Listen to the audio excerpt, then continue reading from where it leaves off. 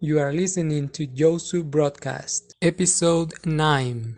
Why do we do things the way we like, and why others do it in a different way, with ChatGPT.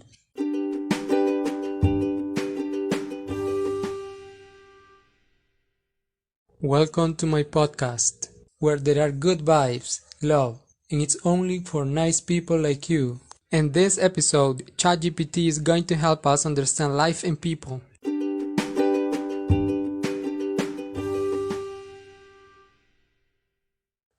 Today we have one special guest. Let's welcome ChatGPT.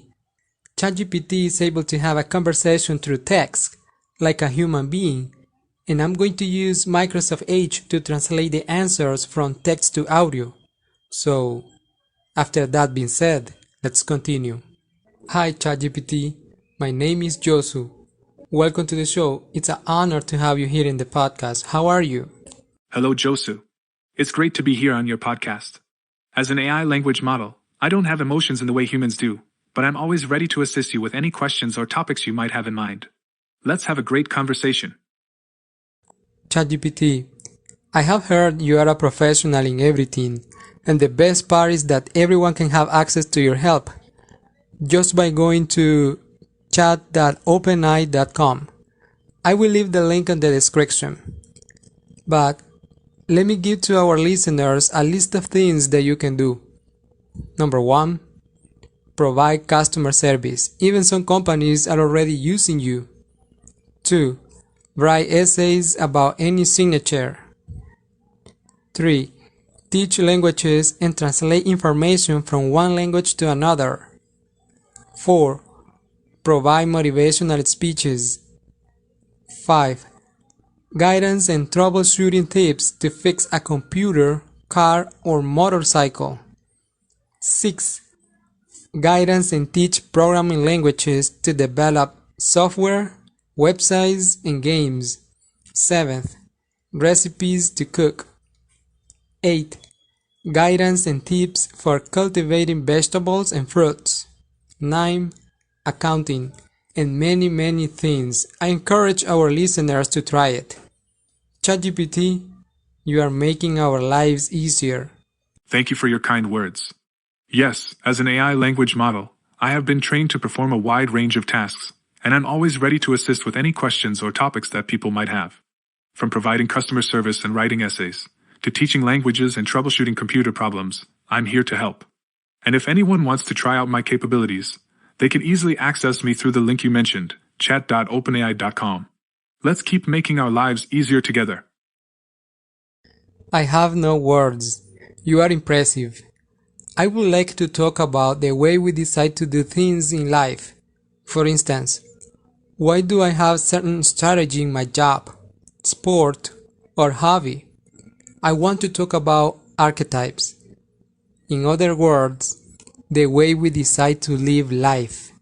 ChatGPT, can you tell us a little bit about archetypes? Sure, I'd be happy to talk about archetypes. Archetypes can help us understand ourselves and others better by identifying the patterns of behavior that we and others may exhibit in certain situations. By recognizing these patterns, we can gain insight into why we make certain decisions and behave in certain ways. Additionally, understanding archetypes can help us appreciate the diversity of human experience and the different ways in which people approach life. You are right.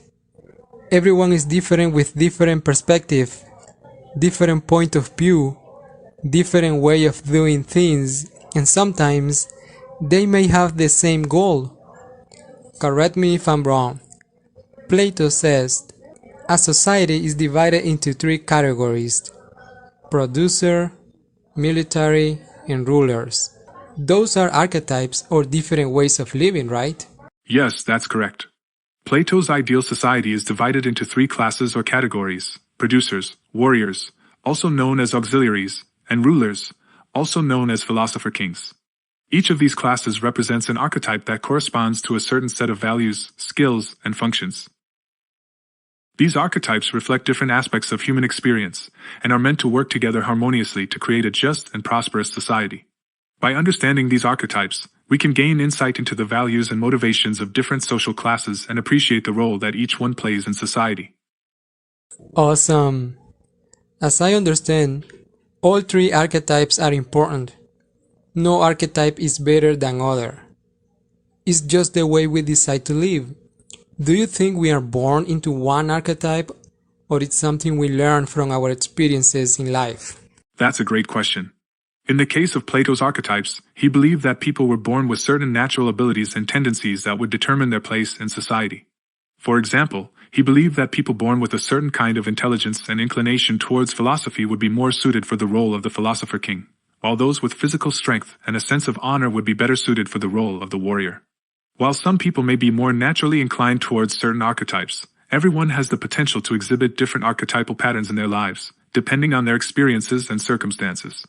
So, while some aspects of our personality and tendencies may be inherited, we also have the ability to learn and grow throughout our lives, and to adopt different archetypal roles and behaviors as we encounter different situations and challenges. Ultimately, it is up to each individual to decide which archetypes they want to embody in their lives, and how they want to live in the world. Oh, I see. We should use examples so that we make sure it's clear. This podcast is about hobbies. Let's say multiplayer video games or sports. I think there are three game styles or strategies. Number one, it's being aggressive and go all in. Number two, it's being creative. Someone who finds alternatives or possibilities to solve problems. Number three, it's being defensive and wait for a strategic moment to counterattack. What do you think about those strategies or archetypes? Those are interesting examples of different strategies in hobbies like multiplayer video games or sports. Each of those strategies can be associated with a certain archetype that corresponds to a particular set of values and behaviors. The aggressive strategy can be associated with the archetype of the warrior or the hero, who values strength, courage, and taking bold action. The creative strategy can be associated with the archetype of the artist or the visionary, who values imagination, innovation, and finding new ways of doing things. The defensive strategy can be associated with the archetype of the defender or the protector, who values patience, strategy, and waiting for the right moment to act. Right. I believe those three archetypes can be applied in everything, not just video games or sports. This reminds me of the game Rock, Paper, Scissor, where rock beats scissor, paper beats rock, and scissor beats paper. For example, the aggressive strategy beats the defensive strategy because it doesn't give time to react. The creative strategy beats the aggressive strategy because a creative person will be able to adapt and find unique solutions to challenges. The defensive strategy beats the creative strategy because by the time a creative person finds a solution, the defensive person will be able to anticipate any circumstances. Would you agree on that, or do you have a different point of view? Your example using rock, paper, scissors is a good illustration of how different strategies or archetypes can interact with each other. It shows how each strategy has its own strengths and weaknesses, and how they can be used to counter or defeat each other in different circumstances. It's important to remember that these archetypes are not fixed or absolute, and that individuals may use different strategies or archetypes in different situations depending on their goals, values, and personalities. But by understanding these archetypes, we can gain insight into different ways of approaching challenges and making decisions in our hobbies and in life. I like what you say. We humans can combine strategies to create a new strategy. I feel like I am the one who asks. I would like you to ask me something and see if I can answer. Sure, I'd be happy to ask you a question. What's a hobby that you enjoy doing, and what archetype or strategy do you typically use when pursuing that hobby? I'm glad you asked. My favorite hobby is chess. My online elo is 1600s. I think it's a decent elo. My strategy is to trade pieces and to avoid overthinking, because the less pieces on the board, the less blunders. Does it make sense? Yes, your strategy in chess makes sense. By avoiding overthinking and trading pieces, you're simplifying the game and reducing the potential for mistakes or blunders. Of course, this strategy may not always be the best approach in every situation. Depending on the specific position on the board and the strengths and weaknesses of your opponent, there may be times when a creative approach would be more effective. But as a general strategy, Your approach of simplifying the game and avoiding unnecessary risks is a solid one that can help you succeed in chess. Wow, amazing. That's why I like chess. I think there are three types of players. Number one, players that prefer to put their pieces in good squares, like waiting the right moment to counterattack. Number two, players that sacrifice pieces to take the advantage to deliver checkmate. Number three, and my favorite style, which is trading pieces to avoid overthinking. Either strategy is good, but some of them may require more study.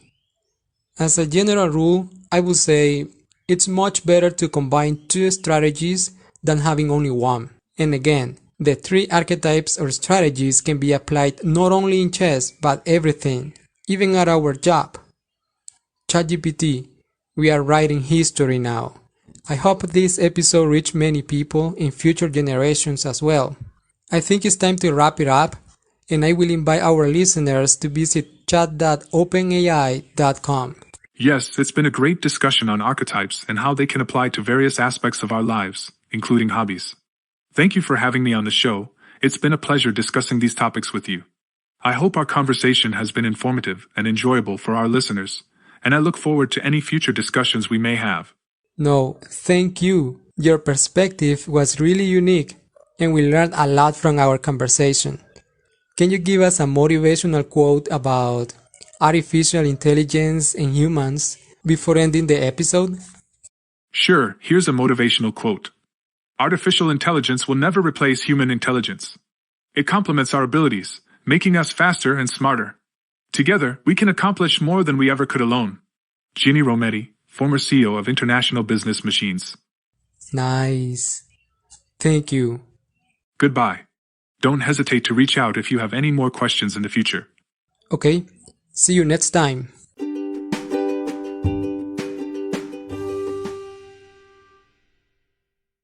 Thank you for listening to this episode. This podcast is available on Spotify and Google Podcast. You can find me on all social media like Twitter, Facebook, and YouTube as JosuBroadcast. I have TikTok and Instagram, but I use them to share short videos about each episode. See you then.